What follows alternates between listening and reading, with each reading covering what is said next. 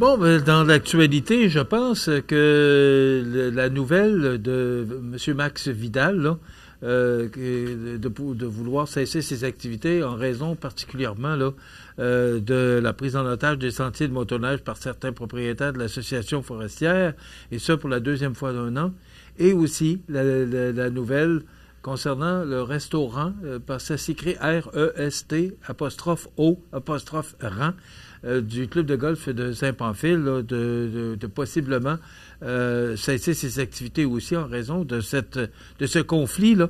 On vient de recevoir, je viens de parler avec M. Rénal Nadeau, qui est président de l'Association des boisiers privés des Appalaches. Alors, je lis l'invitation aux médias. Dépôt d'une solution moderne pour la mise en marché des bois. Les producteurs forestiers de la Côte-du-Sud veulent éviter un litige majeur lié à l'entrée en vigueur du règlement sur l'agence de vente du bois du syndicat des producteurs de bois de la Côte-du-Sud. En conséquence, l'Association des propriétaires de boisiers privés des Appalaches, le groupe forestier Bellechasse-Lévis, le groupe forestier Grand Portage et le groupement forestier Montmagny-Lillet convient les représentants des médias à une conférence de presse au cours de laquelle sera présentée une proposition devant permettre de régler le litige dans le domaine sciage qui a créé beaucoup d'incertitudes au sein des propriétaires forestiers et de la filière forestière, entraînant ainsi la fermeture de sentiers de motoneige de la Côte-du-Sud.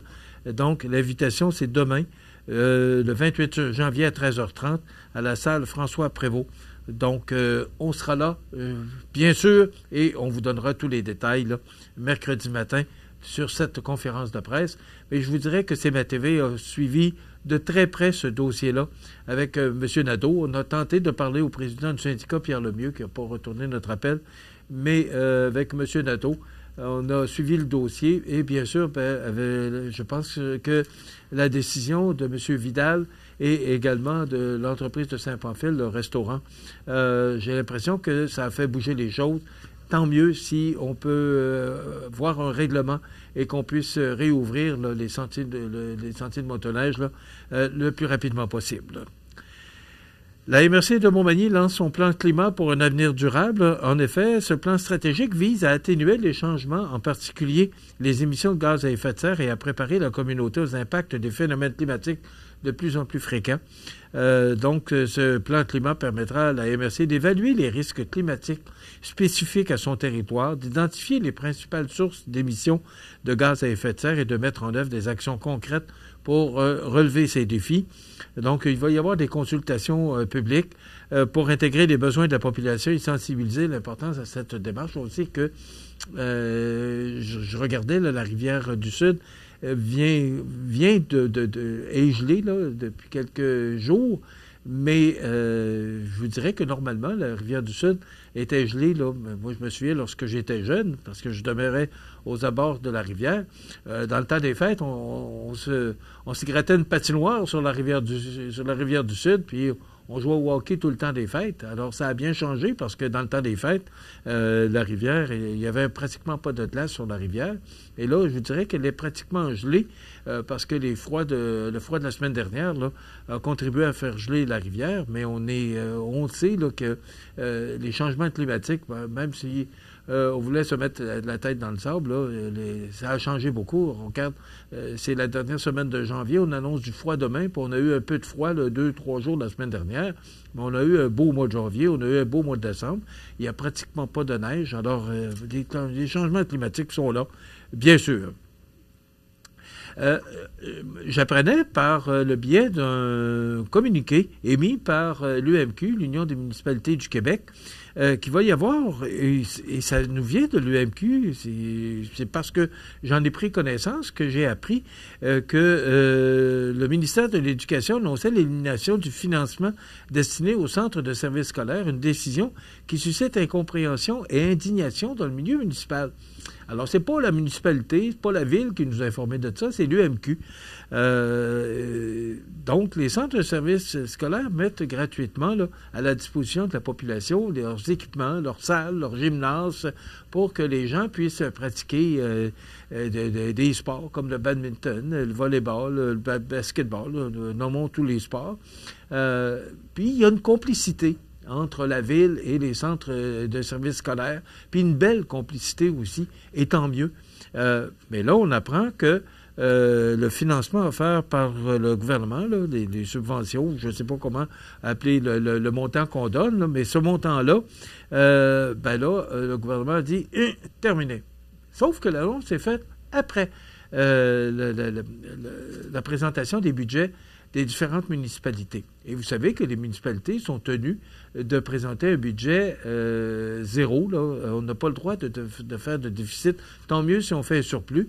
Mais les villes, c'est par une loi, n'ont pas le droit de faire de déficit. Alors, comment on va gérer ça? Parce que l'annonce est faite après la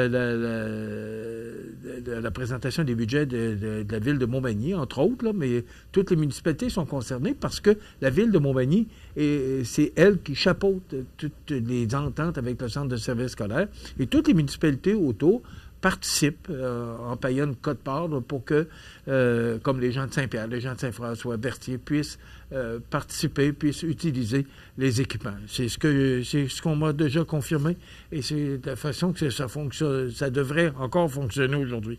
Mais là, on annonce que parce que là, le gouvernement, c'est pas juste... c'est partout, là. Il y a 122 emplois de perdus au CI3S. Là, j'essaie de savoir, on a communiqué vendredi, j'essaie de savoir à Montmagny, parce que je voyais un reportage hier à TVA qui était à Montmagny pour parler de ces coupures. Mais nous, on a eu le communiqué, mais on ne dit pas s'il y a des gens de la région qui sont touchés par ces coupures-là. Fait que je tente d'essayer de parler au CI3S. Il y a également, il y a des coupures dans les écoles aussi. Là, ce qu'on veut, c'est qu'on a annoncé un déficit de 11 milliards. Alors là, ces coupures-là, là, c'est pas pour dire, on va faire un déficit de 5 ou 6 milliards au lieu de 11 annoncés. Non, c'est qu'on veut que les ministères respectent leur budget pour arriver à un déficit de 11 milliards. Moi, c'est ce que j'ai compris. En tout cas, si on améliore le déficit, tant mieux. Si on finit à moins 10 au lieu de moins 11, tant mieux. Mais c'est pas ce que j'ai compris dans la décision du gouvernement. Et là, on cherche par tous les moyens de trouver de l'argent pour arriver à ce déficit d'11 milliards, parce que sinon, ce que je comprends, c'est que le déficit serait encore plus important, un peu comme on nous a annoncé au fédéral. Donc, histoire à suivre, là, mais sûrement qu'on va se ressentir de ces effets-là, nous aussi. On va sûrement en entendre parler prochainement. La population de Montmagny est à 11 200 depuis le 1er juillet, puis on a connu une petite hausse, là, pas beaucoup, mais quand même. Et si vous regardez le graphique, là, c'est encourageant. On est rendu à 11 203 citoyens. Bon, et comme partout ailleurs, là, Montmagny est une ville vieillissante. Il faut prendre le terme comme il est, là. Mais ça tend à changer parce que il y a toutes sortes de phénomènes et le centre sportif, le centre culturel et sportif en santé durable va contribuer à amener des jeunes familles parce que puis on fait pas exception, on vieillit comme tout le monde, puis on fait pas exception parce que Québec, c'est une province qui a une population vieillissante. Alors, Montmagny, on est comme ça. Sauf que c'est encourageant de voir ces chiffres-là. Et moi, j'ai espoir qu'avec le Centre culturel et sportif en santé durable, que ça va emmener des jeunes familles, parce que des installations sportives, veulent pas, les jeunes familles, ils veulent que leurs enfants pratiquent différents sports. Donc, moi, j'ai confiance que l'arrivée du Centre culturel et sportif en santé durable, là, on n'entend pas parler, on a entendu une annonce là, de M. Rivet, député de Côte-du-Sud, mais depuis ce temps-là, on ne sait pas quand, c'est l'appel de terre, on ne sait pas. Ce que j'ai entendu, c'est qu'on commencerait par construire les installations sportives, et après ça, parce qu'on est dans une école, et là, c'est pas simple. Là. Et moi, c'est ce qu'on m'a expliqué au centre de services scolaires, là, qui chapeaute ce projet-là, c'est que les étudiants sont à l'intérieur de l'école aussi. Alors, il faut trouver des moyens pour que ça ne dérange pas trop les étudiants. Donc, on travaille là-dessus actuellement et ça va se faire, ça, avec l'annonce de M. Rivet, là, ça va se faire, mais il faut juste être patient.